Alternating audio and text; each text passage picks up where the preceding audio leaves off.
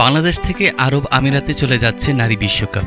10 দলের অংশগ্রহণে চলতি বছরের অক্টোবরে বাংলাদেশের মাটিতে হওয়ার কথা নারী টি-20 বিশ্বকাপ। তবে বাংলাদেশের রাজনৈতিক অস্থিরতায় সে আয়োজন এখন শঙ্কার মুখে। বাংলাদেশের বদলে বিকল্প কোথাও বিশ্বকাপের আয়োজনের কথা ভাবছে আইসিসি, আর সেই বিকল্প হতে পারে সংযুক্ত আরব আমিরাত। ভারতীয় গণমাধ্যম টাইমস অফ ইন্ডিয়ার প্রতিবেদনে বলা হয়েছে এমনটি। মূলত বাংলাদেশের চলমান অস্থিরতায় নারী বিশ্বকাপের আয়োজক হতে ভারতকে প্রস্তাব দিয়েছিল আইসিসি। তবে ভারত সেই প্রস্তাবে রাজি হয়নি, কেননা আগামী বছর নারী ওয়ানডে বিশ্বকাপের আয়োজক হচ্ছে দেশটি। তাই 1 বছরের ব্যবধানে 2টি বিশ্বকাপ আয়োজন করতে আগ্রহী নয় ভারত। তাছাড়া ভারতের তখন বর্ষার মৌসুম, যেটিও নারী বিশ্বকাপ আয়োজনের পথে বড় বাধা ভারতের জন্য।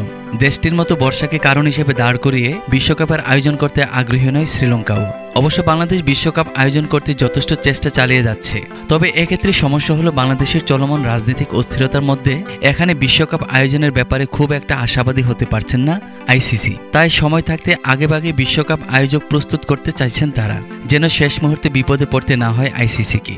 এক্ষেত্রে নারী বিশ্বকাপ আয়োজন করতে রাজি হয়েছেন জিম্বাবুয়ে ও সংযুক্ত আরব আমিরাত। তবে সবকিছু বিবেচনায় আরব আমিরাতকে বিশ্বকাপের আয়োজক হিসেবে বেছে নিতে পারে আইসিসি, কেননা আরব আমিরাতে দুবাই, আবুধাবি, শারজা বিশ্বমানের ক্রিকেট ভেন্যু রয়েছে, যেখানে অল্প সময়ের নোটিশে বিশ্বকাপ আয়োজন করা সম্ভব। তবে বিশ্বকাপ আয়োজনের ব্যাপারে আশাবাদী বাংলাদেশের অন্তর্বর্তীকালীন সরকার।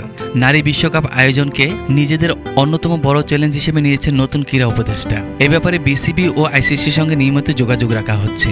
যে কোনো মূল্যে আইসিসিকে আশ্বস্ত করে নারী বিশ্বকাপ বাংলাদেশের মাটিতে আয়োজন করতে চান। এই লক্ষ্যে এখন জোর প্রচেষ্টা চালাচ্ছে বাংলাদেশ। তবে এ ব্যাপারে খুব শিগগিরই বাংলাদেশকে নিজেদের সিদ্ধান্ত জানাবে আইসিসি।